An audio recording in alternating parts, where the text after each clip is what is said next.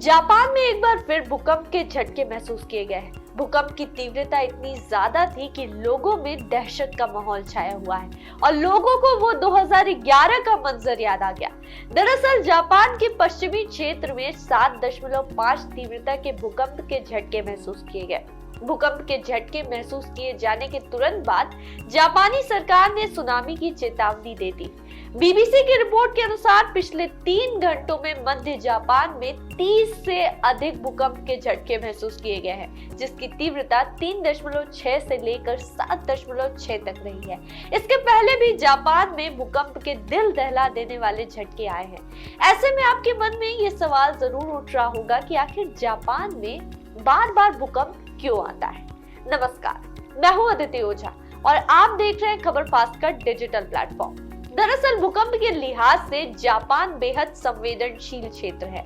दरअसल Japan ring of fire की श्रेणी में आता है। रिंग ऑफ फायर धरती का वो इलाका होता है जो प्रशांत महासागर के नीचे स्थित है। यहाँ बड़ी संख्या में भूकंप आते हैं और ज्वालामुखी फटते हैं।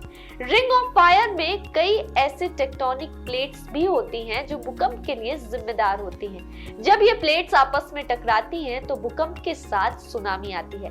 इसके साथ ही ज्वालामुखी भी फटता है। विशेषज्ञों के मुताबिक दुनिया के 90% भूकंप इसी रिंग ऑफ फायर में आते हैं। जापान चूंकि भूकंप का केंद्र है, इसलिए जापान में भूकंप की मॉनिटरिंग करने का सिस्टम काफी मजबूत और अपडेटेड है। जापान की मेट्रोलॉजिकल एजेंसी जापान को 6 स्तरों पर लगातार और हर पल मॉनिटर करती है। सुनामी वार्निंग प्रणाली भी इसी एजेंसी के तहत काम करती है। वहीं इससे पहले मार्च 2011 में जापान में 9 तीव्रता वाले भूकंप और उसके बाद सुनामी ने भारी तबाही मचाई थी।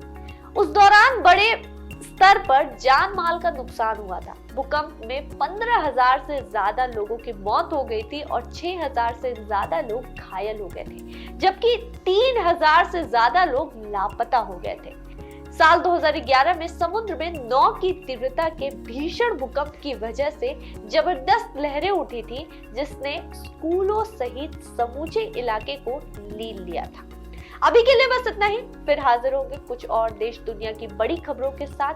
तब तक जुड़े रहे हमारे साथ और देखते रहे खबर फास्ट। नमस्कार।